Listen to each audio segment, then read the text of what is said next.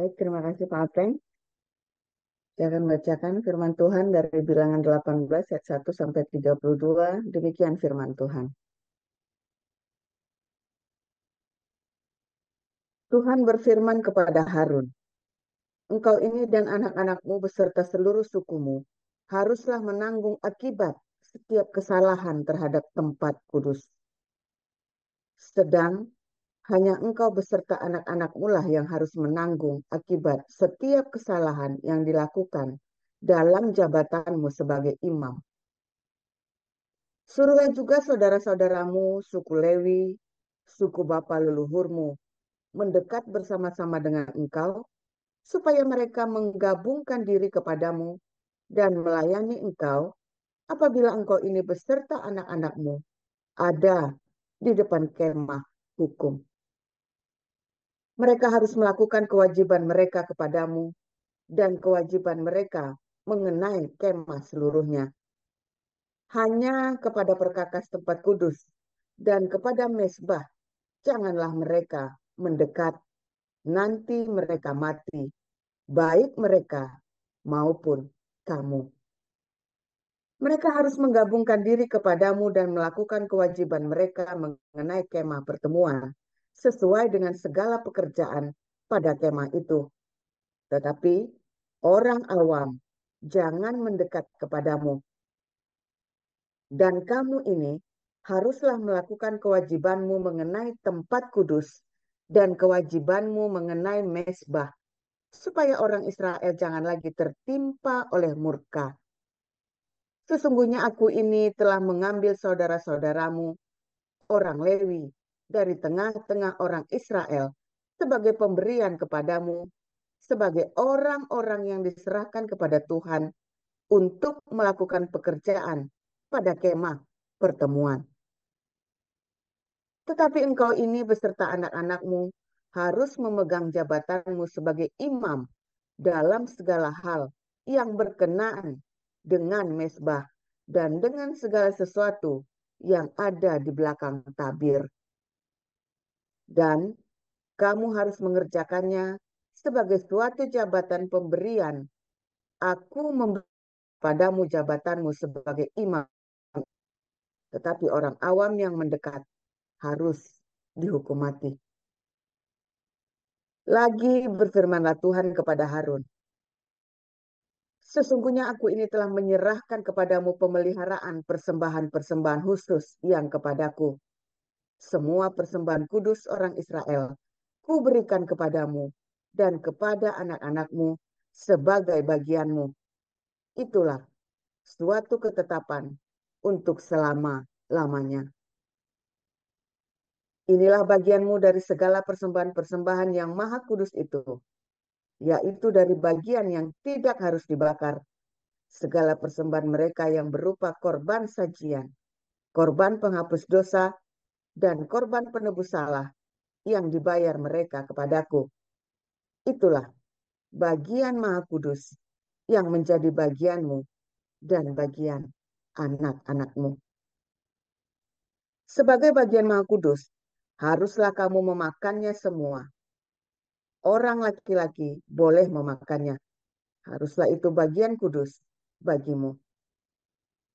Dan ini pun adalah bagianmu, persembahan khusus dari pemberian mereka yang lain, termasuk segala persembahan unjukan orang Israel. Semuanya itu kuberikan kepadamu dan kepada anak-anakmu laki-laki dan perempuan bersama-sama dengan engkau. Itulah suatu ketetapan untuk selama-lamanya. Setiap orang yang tahir dari seisi rumahmu boleh memakannya. Segala yang terbaik dari minyak dan segala yang terbaik dari anggur dan dari gandum, yakni yang sebagai hasil pertamanya dipersembahkan mereka kepada Tuhan, aku berikan kepadamu. Hulu hasil dari segala yang tumbuh di tanahnya yang dipersembahkan mereka kepada Tuhan adalah juga bagianmu. Setiap orang yang tahir dari seisi rumahmu boleh memakannya. Semua yang dikhususkan bagi Tuhan di antara orang Israel menjadi bagianmu.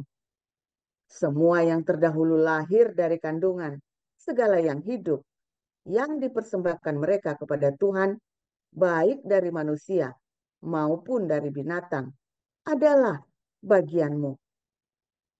Hanya haruslah kamu menebus anak sulung manusia, juga anak sulung binatang yang najis haruslah kamu tebus.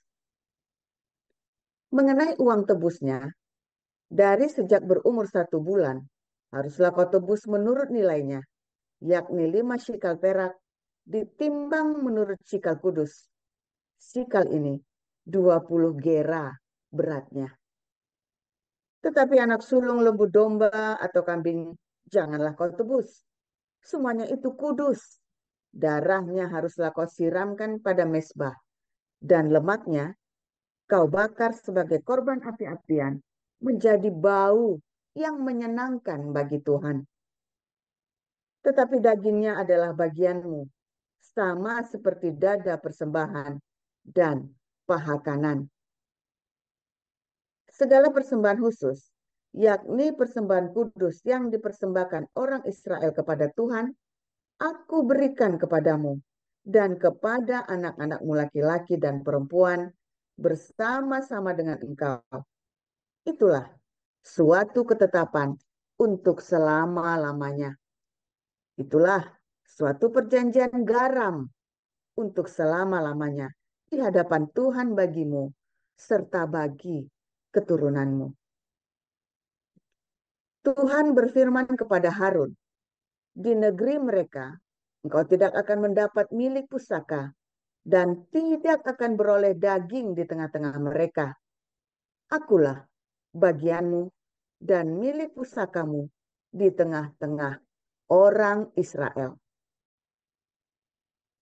Mengenai Bani Lewi, sesungguhnya aku berikan kepada mereka segala persembahan persepuluhan di antara orang Israel sebagai milik pusakanya untuk membalas pekerjaan yang dilakukan mereka, pekerjaan pada kemah pertemuan. Maka janganlah lagi orang Israel mendekat kepada kemah pertemuan, sehingga mereka mendatangkan dosa kepada dirinya, lalu mati. Tetapi orang Lewi, merekalah yang harus melakukan pekerjaan pada kemah pertemuan, dan mereka harus menanggung akibat kesalahan mereka. Itulah suatu ketetapan untuk selama-lamanya bagimu, turun-temurun. Mereka tidak akan mendapat milik pusaka di tengah-tengah orang Israel. Sebab persembahan persepuluhan yang dipersembahkan orang Israel kepada Tuhan sebagai persembahan khusus, ku berikan kepada orang Lewi sebagai milik pusakanya. Itulah sebabnya aku telah berfirman tentang mereka. Mereka tidak akan mendapat milik pusaka di tengah-tengah orang Israel. Tuhan Musa, lagi haruslah engkau berbicara kepada orang Lewi dan berkata kepada mereka, apabila kamu menerima dari pihak orang Israel persembahan persepuluhan yang kuberikan kepadamu dari pihak mereka sebagai milik pusakamu, maka haruslah kamu mempersembahkan sebagian daripadanya sebagai persembahan khusus kepada Tuhan, yakni persembahan persepuluhanmu dari persembahan persepuluhan itu, dan persembahan itu akan diperhitungkan sebagai persembahan khususmu, sama seperti gandum dari tempat pengirikan, dan sama seperti hasil dari tempat pemerasan anggur. Secara demikian, kamu pun harus mempersembahkan sebagai persembahan khusus kepada Tuhan sebagian dari segala persembahan persepuluhan yang kamu terima dari pihak orang Israel. Dan yang dipersembahkan daripadanya sebagai persembahan khusus kepada Tuhan, haruslah kamu serahkan kepada Imam Harun. Dari segala yang diserahkan kepadamu yakni dari segala yang terbaik di antaranya, haruslah kamu mempersembahkan seluruh persembahan khusus kepada Tuhan sebagai bagian kudus daripadanya. Lagi, haruslah engkau berkata kepada mereka, apabila kamu menghususkan yang terbaik daripadanya, maka bagi orang Lewi, haruslah hal itu dihitungkan sebagai hasil tempat pengirikan dan hasil tempat pemerasan anggur. Harus boleh memakannya. Ulang, kamu boleh memakannya di setiap tempat. Kamu dan seisi rumahmu. Sebab upahmu lah itu untuk membalas pekerjaanmu di kemah pertemuan. Dan dalam hal itu, kamu tidak akan mendatangkan dosa kepada dirimu asal kamu menghususkan yang terbaik daripadanya. Demikianlah, kamu tidak akan melanggar kekudusan persembahan-persembahan kudus orang Israel. Dan kamu tidak akan mati. Demikian. Ya, silakan Bu Salma lanjutkan. Saya akan membacakan kebenaran firman Tuhan yang terambil dari 1 Timotius 5 ayat 1 sampai 25. Beginilah pembacaan kebenaran firman Tuhan. Janganlah engkau keras terhadap orang yang tua, melainkan tegurlah dia sebagai bapa. Tegurlah orang-orang muda sebagai saudaramu, perempuan-perempuan tua sebagai ibu, dan perempuan-perempuan muda sebagai adikmu dengan penuh kemurnian. Hormatilah janda-janda yang benar-benar janda. Tetapi jikalau seorang janda mempunyai anak atau cucu, hendaknya mereka itu pertama-tama belajar berbakti kepada kaum keluarganya sendiri dan membalas budi orang tua dan nenek mereka, karena itulah yang berkenan kepada Allah. Sedangkan seorang janda yang benar-benar janda, yang ditinggalkan seorang diri, menaruh harapannya kepada Allah dan bertekun dalam permohonan dan doa siang malam. Tetapi seorang janda yang hidup mewah dan berlebih-lebihan, ia sudah mati selagi hidup. Peringatkanlah hal-hal ini juga kepada janda-janda itu, agar mereka hidup dengan tidak bercela. Tetapi jika ada seorang yang tidak memeliharakan sanak saudaranya, apalagi seisi rumahnya, orang itu murtad dan lebih buruk dari orang yang tidak beriman. Yang didaftarkan sebagai janda hanyalah mereka yang tidak kurang dari 60 tahun, yang hanya satu kali bersuami, dan yang terbukti telah melakukan pekerjaan yang baik, seperti mengasuh anak, memberi tumpangan, membasuh kaki saudara-saudara seiman, menolong orang yang hidup dalam kesesakan. Hendaknya mereka yang telah menggunakan segala kesempatan untuk berbuat baik. Tolaklah pendaftaran janda-janda yang lebih muda, karena apabila mereka sekali digairahkan oleh keberahian yang menceraikan mereka dari Kristus, mereka itu ingin kawin, dan dengan memungkiri kesetiaan mereka yang semula kepadanya, mereka mendatangkan hukuman atas dirinya. Lagi pula dengan keluar masuk rumah orang, mereka membiasakan diri bermalas-malas, dan bukan hanya bermalas-malas saja, tetapi juga meleter dan mencampuri soal orang lain dan mengatakan hal-hal yang tidak pantas. Karena itu aku mau supaya janda-janda yang muda kawin lagi, peroleh anak, memimpin rumah tangganya, dan jangan memberi alasan kepada lawan untuk memburuk-burukkan nama kita. Karena beberapa janda telah tersesat mengikuti iblis. Jika seorang laki-laki atau perempuan yang percaya mempunyai anggota keluarga yang janda, hendaklah ia membantu mereka sehingga mereka jangan menjadi beban bagi jemaat. Dengan demikian, jemaat dapat membantu mereka yang benar-benar janda. Penatua-penatua yang baik, pimpinannya patut dihormati 2 kali lipat, terutama mereka yang dengan jerih payah berkhotbah dan mengajar. Bukankah kitab suci berkata, janganlah engkau memberangus mulut lembu yang sedang mengirik, dan lagi seorang pekerja patut mendapat upahnya. Janganlah engkau menerima tuduhan atas seorang penatua kecuali kalau didukung 2 atau 3 orang saksi. Mereka yang berbuat dosa hendaklah kau tegur di depan semua orang agar yang lain itu pun takut di hadapan Allah dan Kristus Yesus. Dan malaikat-malaikat pilihannya kupesankan dengan sungguh kepadamu. Camkanlah petunjuk ini tanpa prasangka dan bertindaklah dalam segala sesuatu tanpa memihak. Janganlah engkau terburu-buru menumpangkan tangan atas seseorang dan janganlah terbawa-bawa ke dalam dosa orang lain. Jagalah kemurnian dirimu. Janganlah lagi minum air saja, melainkan tambahkanlah anggur sedikit, berhubung pencernaanmu terganggu dan tubuhmu sering lemah. Dosa beberapa orang mencolok, seakan-akan mendahului mereka ke pengadilan. Tapi dosa beberapa orang lain baru menjadi nyata kemudian. Demikian pun perbuatan baik itu segera nyata. Dan kalau tidak demikian, ia tidak dapat terus tinggal tersembunyi. Demikian.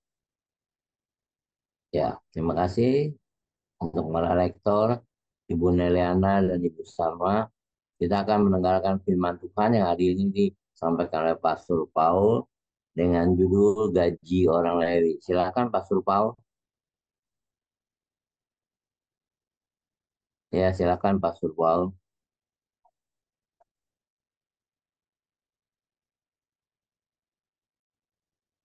Pastor.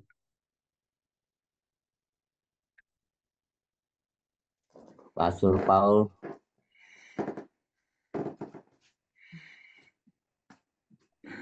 Oke, haleluya. Firman Tuhan selalu baru setiap hari ketika kita menanti-nantikan Tuhan dengan hati yang tulus, hati yang murni, hati yang penuh cinta, saudara ya. Ada banyak sekali hal-hal yang mengecewakan di dunia ini. Sistem pemerintahan, sistem di dalam gereja, dalam komunitas, bahkan keluarga bisa mengecewakan ya.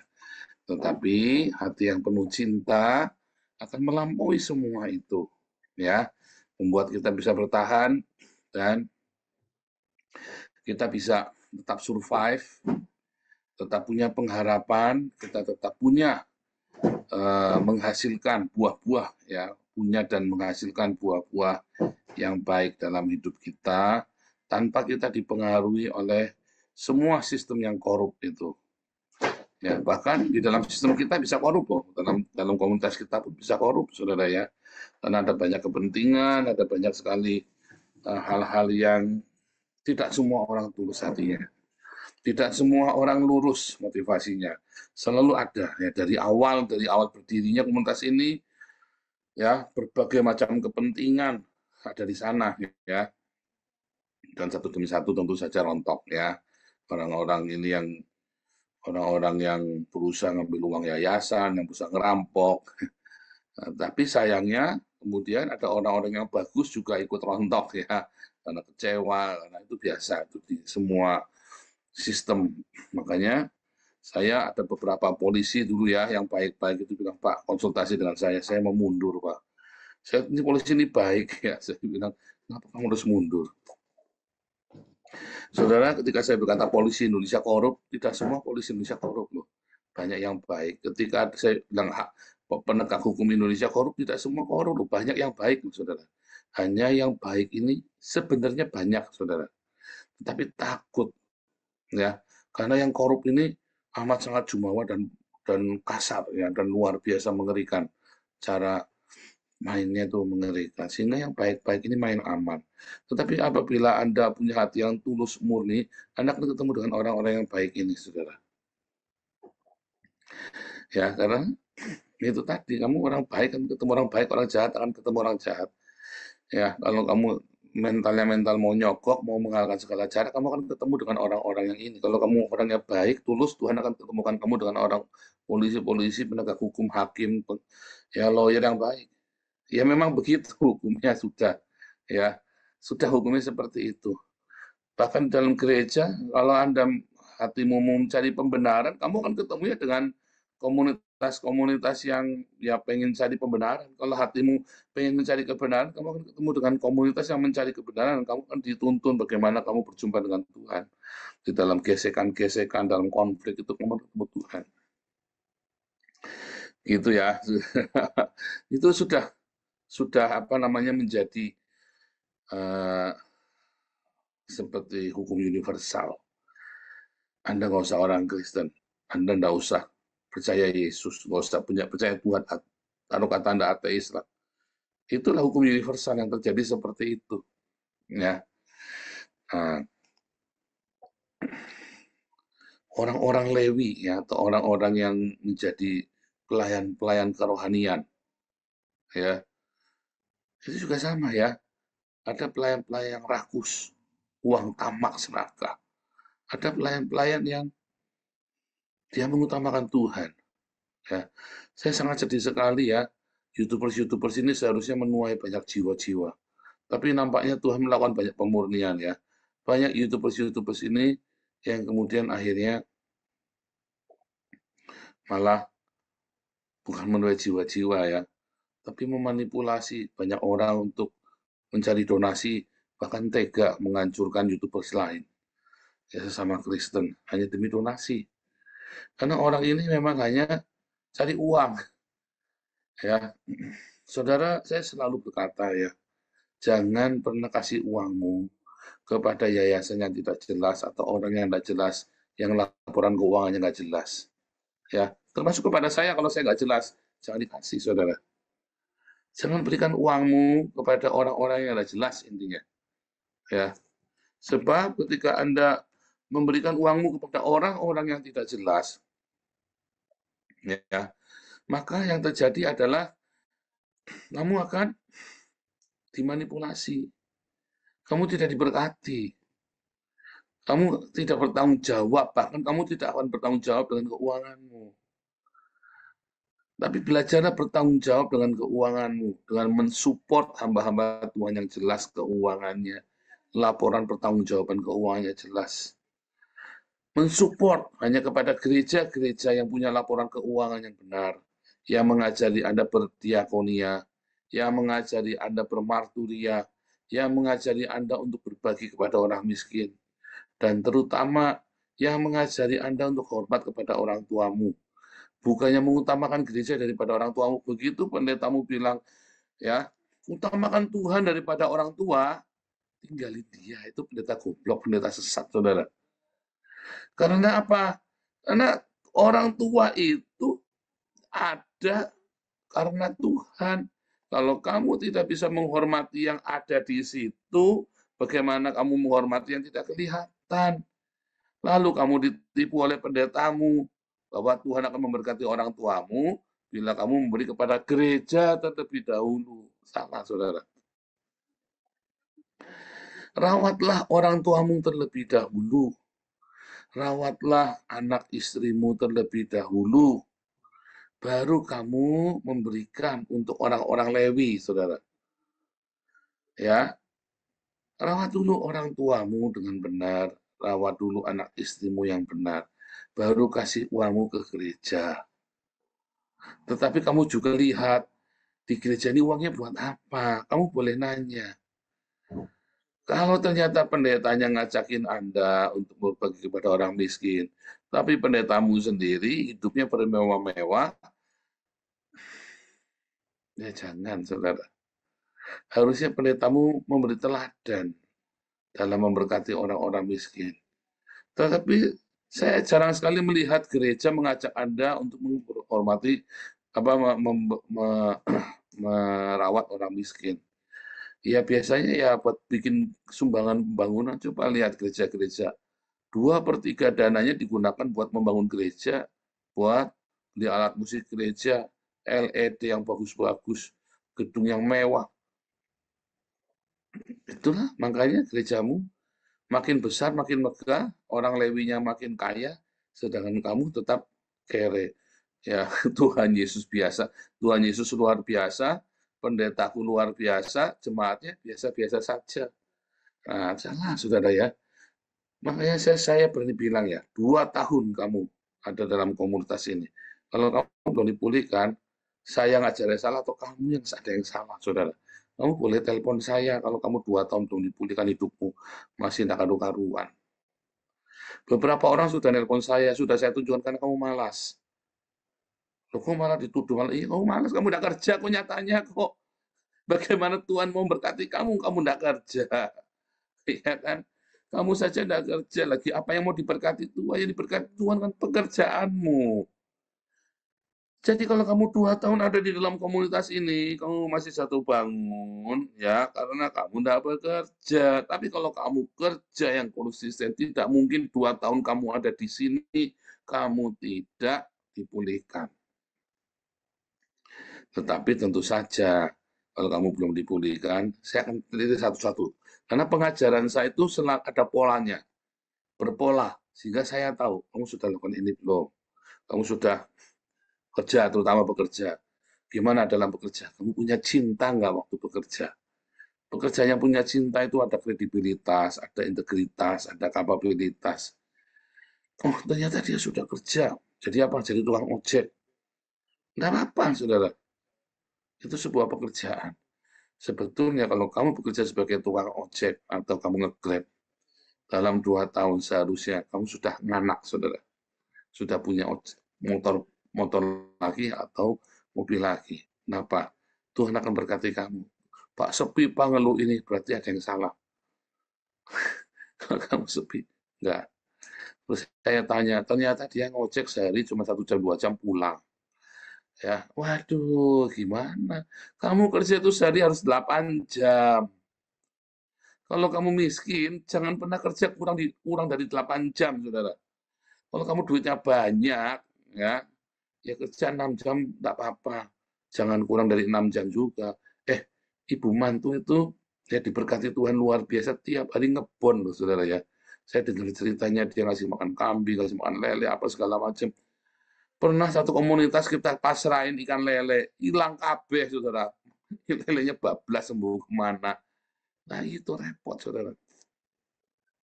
Padahal kita udah pasrahin supaya dia bekerja, kita nggak dikerjain. Ya, males. Ya, saya kadang-kadang nggak ngerti cara berpikirnya orang-orang ini ya. Beberapa orang saya tawari pekerjaan. Aduh, ya susah, saya bilang. Kadang susah ya, saudara. Saya dulu ya, karir saya cepat sekali. Saya pertama ditawari, kamu mau nggak di Palembang? Semua orang pada takut ke Palembang. Saya orang keturunan Tionghoa yang pertama berani jadi kepala cabang di Palembang. Saya langsung mau, berangkat. Kantornya itu di Sungai Gerong, saudara, tempat jin buang anak. Itu saya tiap hari ketemunya preman. Tiap hari ketemunya orang mabuk, orang tukang residivis semuanya itu ya. Wah, serem itu di situ daerah-daerah itu, ngerti ya. Tuhan kirim ya, tiba-tiba ada seorang mayor TNI datang. Cuk, cuk, cuk, cuk, cuk, cuk. Saya bersahabat dengan dia. Nggak tahu ya, nggak tahu, tiba-tiba datang aja. Ya biasa, dia kan cuman apa namanya, cari pergaulan kan. Ini kepala cabangnya masih muda, baru dengar-dengar dari mana. Yuk kita samperin yuk. Mungkin pikirannya begitu kan, masih muda. Dan akhirnya jadi teman baik ya, saudara ya. Akhirnya jadi teman baik saya. Orang yang nggak mata duitan. Akhirnya saya punya dana taktis, saya kasih ke dia, saudara, untuk dana taktis, dia kasih ke anak buahnya buat bikin pengamanan. Akhirnya siang malam kita dijaga sama tentara, dari situ ya. Siang malam itu dia kirim, dulu boleh ya, zaman itu masih belum ada yang aturan-aturan tentara tidak boleh dikaryakan segala macam. Jadi waktu itu akhirnya kita jadi teman baik, padahal saya nggak ngerti, masih usia 27 tahun, banyak masih muda, kinyis-kinyis, jadi kepala cabang di sarang penyamun itu, saudara ya. Tapi Tuhan pasti kirim, Tuhan pasti akan kirim, Tuhan buka jalan. Kalau kamu mau, jangan nawar-nawar, saudara ya. Kalau ada pekerjaan itu jangan nawar-nawar, ya. Kalau kamu kere, kalau kamu miskin, kalau ada kerjaan itu jangan aduh, udah selesai kamu sudah. Kalau kamu miskin, tidak punya uang, ya, kerjakan apa saja yang selama pekerjaan itu tidak melanggar hukum. Kerjakan, ya. Tetapi kalau kamu udah banyak uang, ada banyak pilihan, kamu milih. Tapi kalau kamu masih awal-awal, jangan banyak milih. Kalau kamu milih-milih, ya sudah, susah. Karena saat itu kamu sedang diuji. Saya berapa kali nawari kerjaan ke orang, ya udah kasih kasih ke orang. Lamaan urusannya, ya. Banyak orang kehilangan kesempatan itu karena dia pilih-pilih, nggak karu-karuan, ya. Dia pikir dia itu siapa begitu loh. Belajarlah dari saya nggak pernah pilih-pilih kerjaan. Ada pertama kali saya kerjain dulu, saudara. Saya pernah jadi supir, ya. Saya pernah kerja di pabrik kayu, jadi mandornya di situ. Itu capek sekali itu ya. Karena itu kudu bersihin tiap hari Sabtu itu, tiap hari Minggu. Ya pulang gereja saya kudu bersihin apa? Stempel mesin gede ya saya buka satu-satu. Saya harus periksain mesinnya satu-satu semuanya. Wah, itu mesinnya gede banget ya. Capek itu, saudara. Itu saya pekerjaan yang paling capek selama saya pernah kerja itu ya. Itu kerja yang paling capek. Saya kerjain, saudara, ya. Jadi ngelilingan roti. Pernah saudara saya kerjain. Ya, waktu saya bantu orang tua saya ya, papi saya. Kita dulu jualan roti. Masih, apa namanya, belum punya mobil. Jadi kita kelilingan ke desa-desa pakai becak roti, ya, pakai becak. Itu pun saya kerjakan loh. Ya, malu nggak? Enggak, saya nggak malu. Kalau Anda malu ya berarti memang balungmu balung kere, saudara. Kalau Anda bekerja malu, padahal kerjaan itu tidak melanggar hukum, ya saya jamin balungmu balung kere. Tak jamin, saudara. Balungmu balung kere. Ya tidak akan berhasil kamu. Ya, di komunitas kita ini banyak pembantu rumah tangga, duitnya banyak tapi saudara ya. Jangan tanya nggak punya duit, saudara ya. Di komunitas kita ini banyak pembantu rumah tangga yang gajinya lebih gede daripada gaji manajer di Jakarta. Serius, saudara. Kenapa mereka nggak malu? Ya kan? Ya tentu saja mereka jadi pembantu rumah tangga di luar negeri. Tentu saja gajinya gede. Ya, tetapi mereka nggak malu jadi pembantu rumah. Dan di Eropa ini, Belanda ini, saya pernah jadi tukang kebun. Ya, saya pernah jadi tukang kebun. Saya ini pendeta, nggak pernah minta satupun uang dari kalian. Nggak pernah saya minta uang kalian. Nggak pernah. Dan saya malah ngajarin. Kalau kamu belum cukup untuk keluargamu, nggak usahlah sok-sokan ngasih saya. Malah bisa-bisa saya ngasih kamu. Ya kan? Malah bisa-bisa saya ngasih kamu. Bukan sombong. Ini saya kasih tahu realita. 1 tahun pertama di Jerman, saya jadi tukang kebun di sebuah resort. Ya, karena kerjaan yang paling gampang apa ya udah, apa kamu ada kerjaan apa yang nggak ada orang yang saya kerjain, potong rumput, potong pohon, sampai IT yang internetnya jaringan itu saya yang CCTV-nya semuanya saya yang setting, ya semua saya setting semua, jadi tukang kebun, jadi tukang IT semuanya itu di resort itu ya. 1 tahun saya, saudara. Dulu KC mau saya ajak ke Jerman, terus ditanya kerjanya apa di sana, tukang kebun. Langsung mundur dia. Nah itu akhirnya ketangkap polisi, kena 10 tahun. Coba dia berangkat ke Jerman sekarang.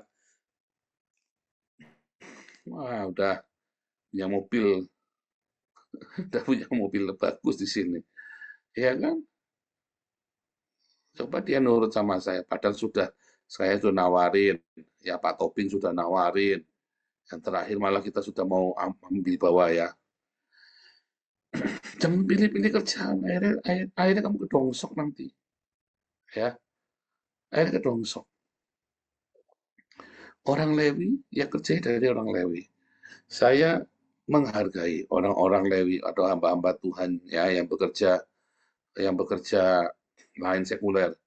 Tapi memang sejak 2014 Tuhan melarang saya kerja sekuler. Ya. Jadi saya kerja dengan mengajar. Nah, karena saya kerja dengan mengajar, ijazah Indonesia. Saya nggak mau saya sekolah lagi di Haifa. Ya, supaya saya punya ijazah luar negeri, supaya pengajaran saya diakui berkualitas, dokter saya berkualitas. Belajar itu namanya integritas dan kapabilitas saya. Juga di dalam hal keuangan, dalam kredibilitas, saya pasrahkan. Kemarin kita meeting bendahara di Belanda, ya. Nanti tanggal 14, tanggal 14-15, rencananya saya ketemu Pak Stephen di Paris. Ada kredibilitas. Coba bayangin, ya. Tetapi ada orang yang baru dipasrahin freezer aja, udah digade, kucluk. Dari situ saja kita tahu kualitas orang ini, ya. Makanya ya, kalau Anda tadi lihat ya, orang-orang Lewi itu disuruh rawat bagiannya, dia suruh dirawat, saudara. Ya, semua biaya perawatannya, tenda-tenda, apa kemah, apa tabernakel itu semua bagiannya dia, itu semua harus dia yang tanggung jawabnya mereka.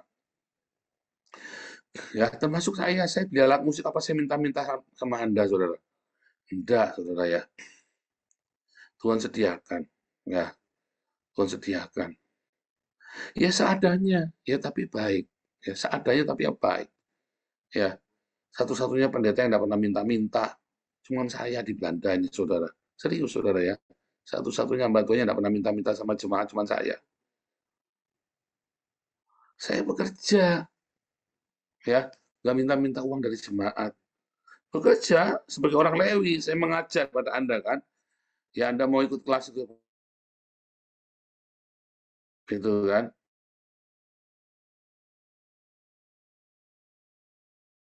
Tetapi orang-orang saya pilih ya, karena saya paling marah kalau orang sudah tidak bayar terus nggak selesai kelasnya. Saya paling jaga, saudara ya. Bayar terserah sukarela. Sekarang saya tetap kali, saudara. Ya, saudara ya. Jadi kalau kamu tidak kerja ya jangan makan. Jadi kalau kamu telepon saya, nanti saya kasih tahu salahmu di mana. Ngeyel. Saya lagi kasih tahu kamu salahmu di sini. Kalau kamu bereskan ini, kamu pasti berhasil. Masalah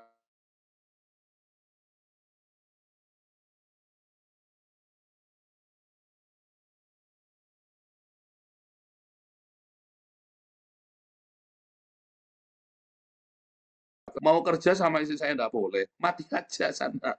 Nah, mau kerja sama istri saya enggak boleh. Saya kadang-kadang nggak ngerti ya.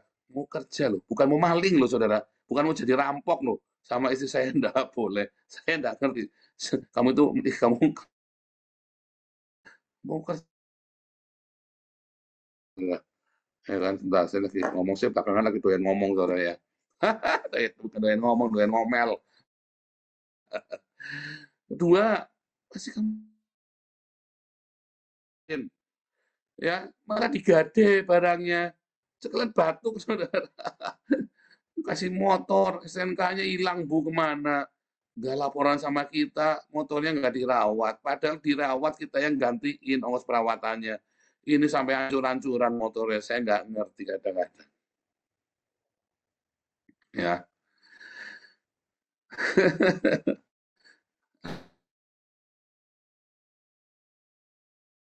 Kamu waktu bekerja, kamu udah dipasrahin, kamu nggak jaga, hati-hati.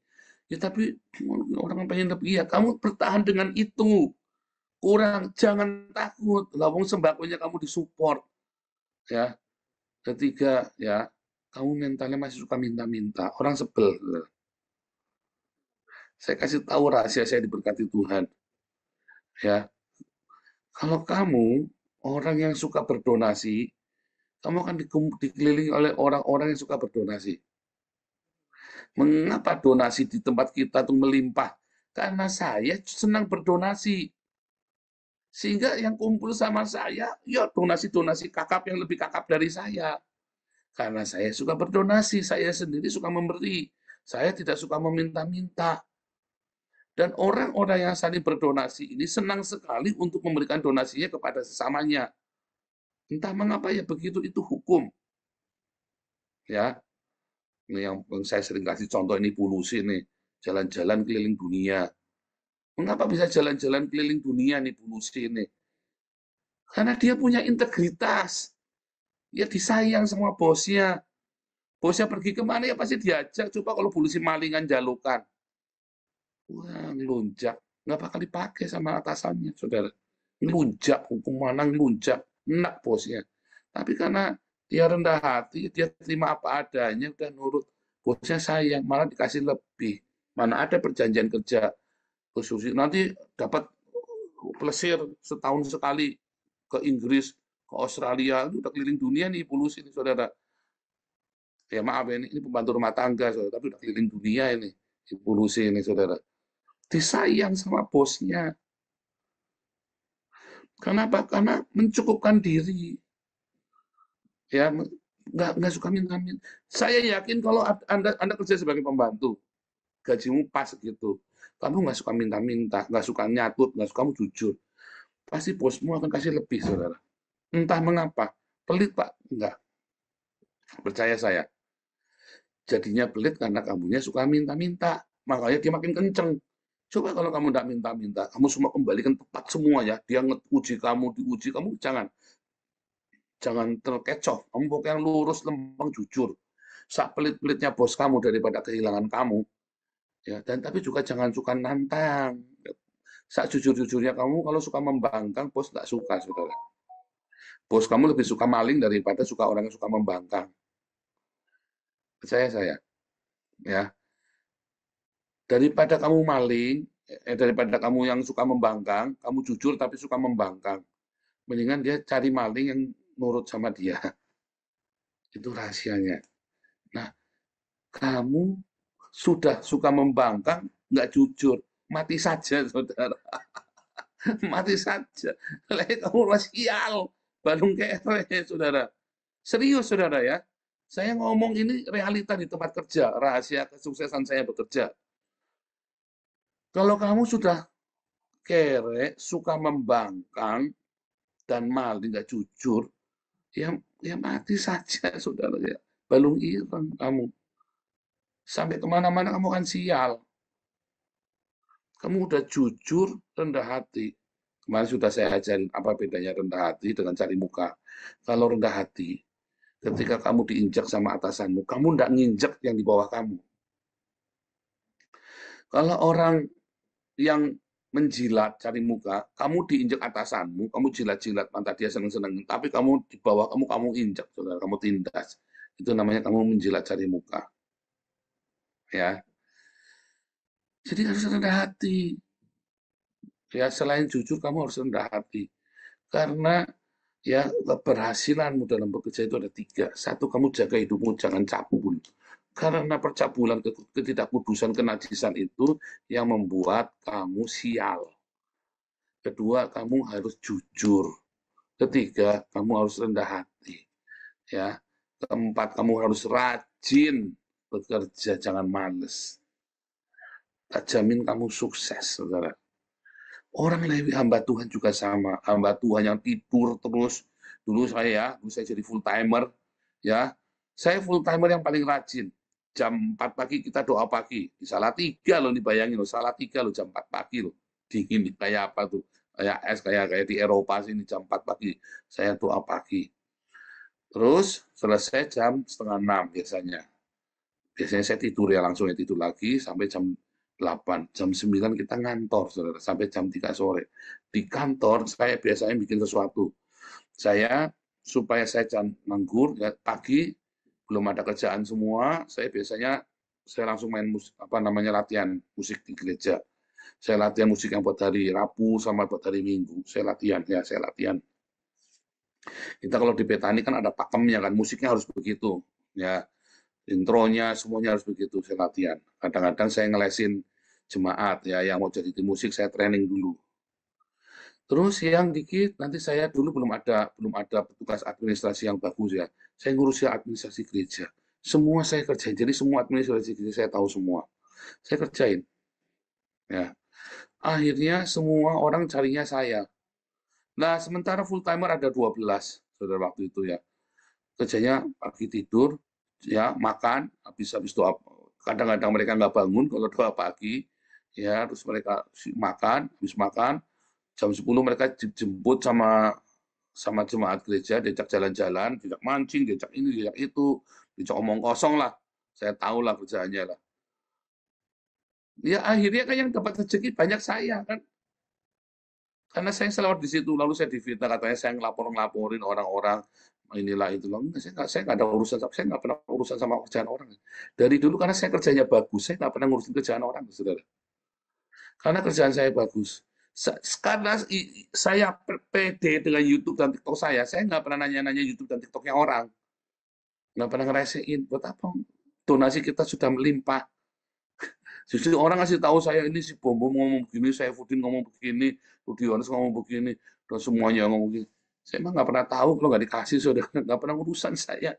Karena saya pede. Orang kalau confidence dengan pekerjaannya, dia tahu kerjanya bagus, dia nggak pernah ngurusin orang lain.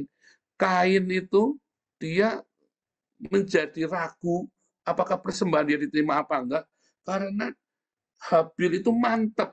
Jika Kain bingung kenapa dia mantap sekali, sedang saya nggak mantap. Ya karena dia asal-asalan. Sedangkan Habil itu dengan kesungguhan hati memberikan yang terbaik. Sementara Kain makanya rese, kepo dia. Kalau rumah tanggamu bagus, kamu tidak akan kepo dengan rumah tangga orang lain. Kalau pelayananmu bagus, kamu tidak akan kepo dengan pelayanan orang lain. Itu soal itu prinsip. Kalau kerjaanmu bagus, kamu tidak akan kepo dengan kerjaan orang lain. Tapi karena kamunya asal-asalan, ya kamu jadi kepo orang lain bagaimana ya? Itu saudara, itu rahasianya ya. Rajin, jujur, tapi juga rendah hati dan jaga kekudusan supaya jangan sial. Pasti kamu sukses, saudara. Tapi kalau kamu sudah nggak rajin, males, kamu nggak jujur, suka membangkang, mati saja, saudara. Berarti kamu mungkin nggak pantas jadi manusia. Serius, saudara ya. Serius. Akhirnya kamu kan cuma minta-minta bikin susah orang.